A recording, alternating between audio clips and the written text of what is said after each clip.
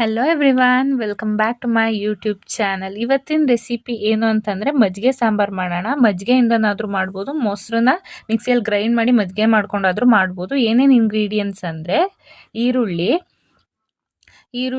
ಹಸಿರು ಮೆಣಸಿನ್ಕಾಯಿ, ತೆಂಗಿನಕಾಯಿ ತುರಿ, ಅದಾದಮೇಲೆ ಕೊತ್ತಂಬರಿ ಸೊಪ್ಪು, ಸ್ವಲ್ಪ ನೆನೆಸಿರೋ ಅಕ್ಕಿ, ಅದಾದಮೇಲೆ ಜೀರಿಗೆ. ಇದನ್ನೆಲ್ಲನೂ ಒಂದು ಮಿಕ್ಸಿಯಲ್ಲಿ ಹಾಕಿ ಗ್ರೈಂಡ್ ಮಾಡ್ಕೊಳ್ಳಿ. ಗ್ರೈಂಡ್ ಮಾಡ್ಕೊಂಡು ಆ ಪೇಸ್ಟ್ನ ಸೈಡ್ಗೆ ಎತ್ತಿಟ್ಕೊಳ್ಳಿ. ಇವಾಗ ಎಲ್ಲರಿಗೂ ಟೆನ್ಷನ್ನು, ಚಳಿ ಟೈಮು, ಮಳೆ, ಏನು ಸಾಂಬಾರು ಮಾಡೋದು ಅಂತ ಈಸಿಯಾಗಿ ಆರಾಮಾಗಿ ಈ ಸಾಂಬಾರನ್ನ ಮಾಡ್ಕೋಬೋದು ನೀವು. ವಿತಿನ್ 10 ಮಿನಿಟ್ಸ್ ಆಗೋಗುತ್ತೆ. ಒಂದು ಪ್ಯಾನ್ನ ಇಟ್ಕೊಂಡ್ಬಿಟ್ಟು ಆಯಿಲ್ ಹಾಕಿ ನಾರ್ಮಲಾಗಿ ಒಗ್ಗರಣೆ ಹಾಕಬೇಕು. ಇದಕ್ಕೆ ಸಾಸಿವೆ, ಕರಿಬೇವು, ಈರುಳ್ಳಿ ಇದೆಲ್ಲನೂ ಪ್ಯಾನ್ ಆದಮೇಲೆ ಒಗ್ಗರಣೆಗೆ ಹಾಕಿ. ಈರುಳ್ಳಿ ತುಂಬ ಫ್ರೈ ಆಗಬೇಕು ಅಂತಿಲ್ಲ,